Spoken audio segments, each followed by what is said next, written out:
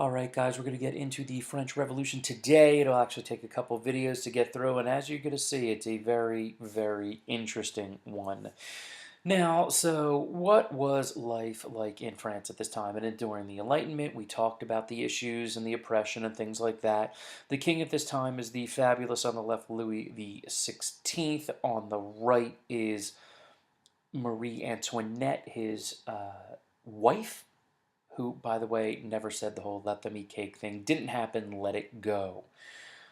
France was in trouble, though. They really helped us to an incredible degree win the American Revolution, and we really appreciate that because it was a way for them to stick it to Britain a little bit, but it kind of put them in tremendous amounts of debt. And with Louis trying to expand his control of their colonies as well as, spending lots of money, they became remarkably cash poor, and he really has no way of getting actual money. And so, what he is going to have to do is call together something known as the Estates General. Now, the Estates General was a body that was similar to Parliament that would often be called together to help monitor and grant money or taxation ability to the king.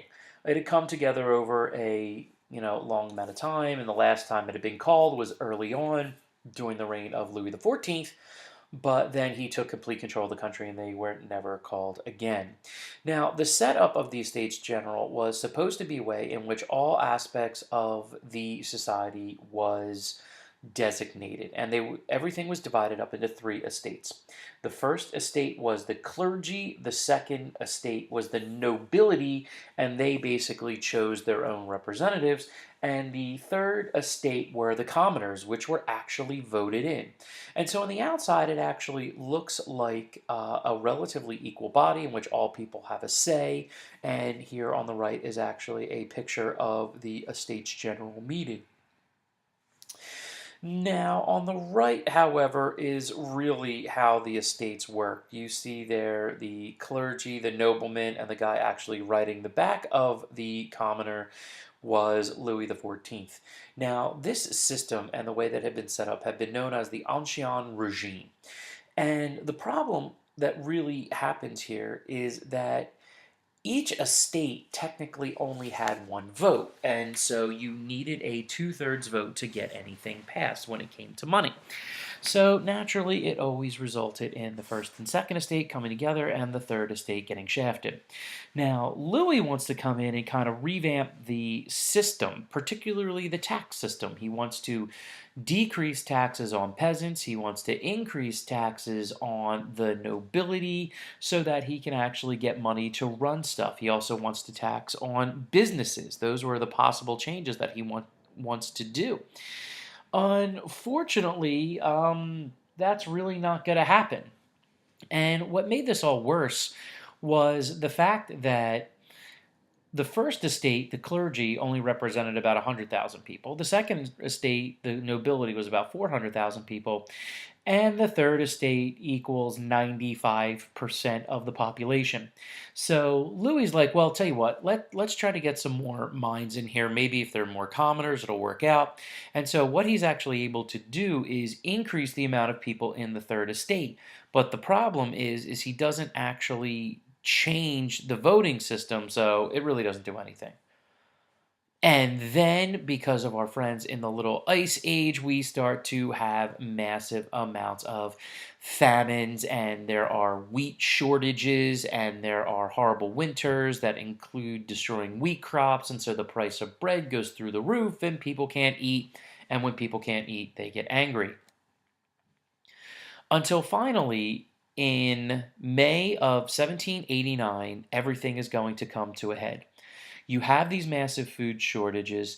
The economy overall is starting to tank because of the debt that the nation was in. The Estates General actually, even though they won't allow the increase in taxes, don't come up with any alternative plans to try to help the situation. And so in May of 1789, during a pretty heated debate, the entire Third Estate will actually walk out and seek to actually meet on their own. Unfortunately for them, because they're commoners, they don't have a place to go. And so what you see on the right is that they find an indoor tennis court that was actually open to the public, and they are going to meet there and swear what is known as the tennis court oath, in which they vow to change the entire system, and they now call themselves the National Assembly and look to provide themselves an alternative to the Estates General. Interestingly enough, many noblemen and clergy kind of like this idea because they're resisting the king and they want to make changes, and so they will come in. And what ends up happening in the end, if you see there in the front here, you see a commoner, a noble, and a clergyman all coming together. Excuse me. And what we end up happening is that the National Assembly will now take over for the Estates General. So Louis on the outside is like, all right, well, tell you what, we'll go with the National Assembly. I like this idea, and maybe we can work together. However, he doesn't really trust them, and Louis spends a lot of his time in Paris, and so what he is going to do is bring in troops to Paris for protection of the king, because he's nervous that revolt will break. Well, what he actually ended up doing is that freaked out the commoners and many people in the National Assembly, and that's actually what causes the initial revolution to occur on July 14th, 1789. A giant mob is going to take over the Bastille, which that prison, of course, was symbolic, and they released all of the prisoners that were in it. There were about three, and the revolution will begin. Many noblemen are also killed at this time, but really it's just like this massive mob, and people are like blowing stuff up everywhere until, luckily enough, a famous war hero, a guy that helped us out, the Marquis de Lafayette, is going to restore order and get people to follow him to try to create a new government.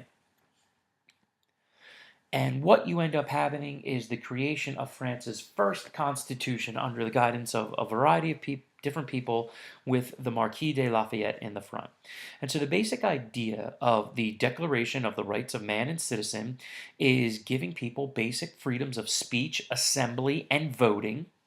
Their motto becomes liberty, equality, and fraternity.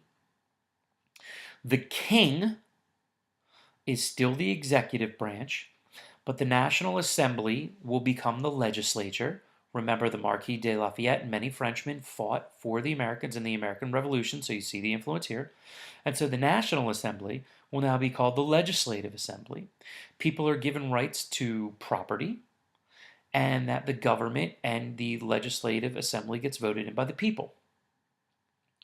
However, there's some notable omissions here. Women, nothing. Not even citizens, you get nothing. Sorry.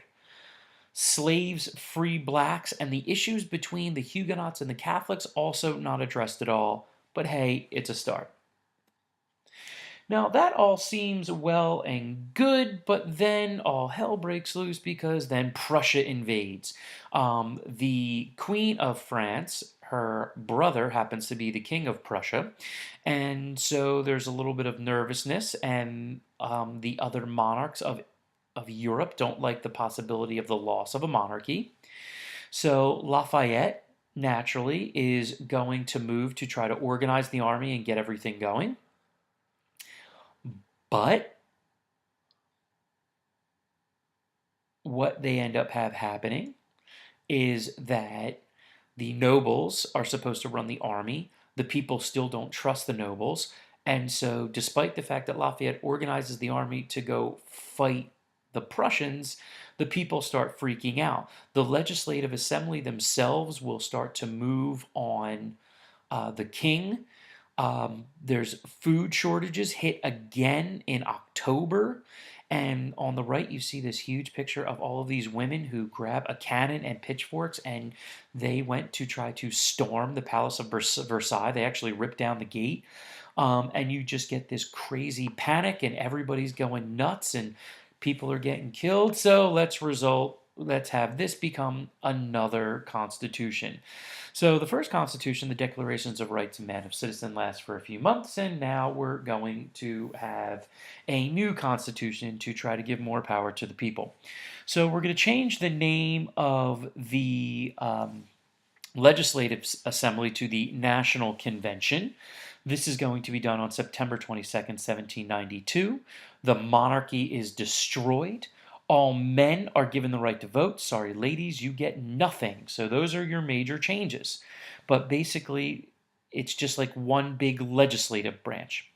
On the right, you can see in the Pantheon in Paris, there's a little statue commemorating this. But Prussia is still on the move.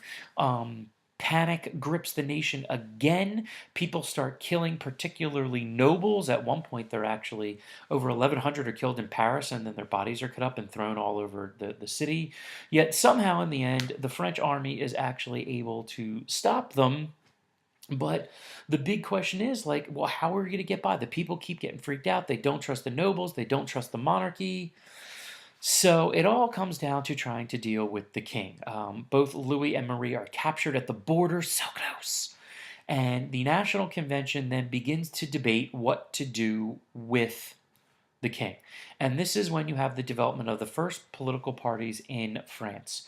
The Girondins are moderate and they want to exile the king and then try to still allow nobles to have a certain amount of power in the country. The Mountains, on the other hand, are radical. They want to kill the king and put everybody on an equal playing field. The matter of dealing with the king comes to a vote, and the Mountains win by a very narrow margin. Louis is convicted of treason, and he is executed, as you see on the right there, via guillotine, and Marie Antoinette is also killed.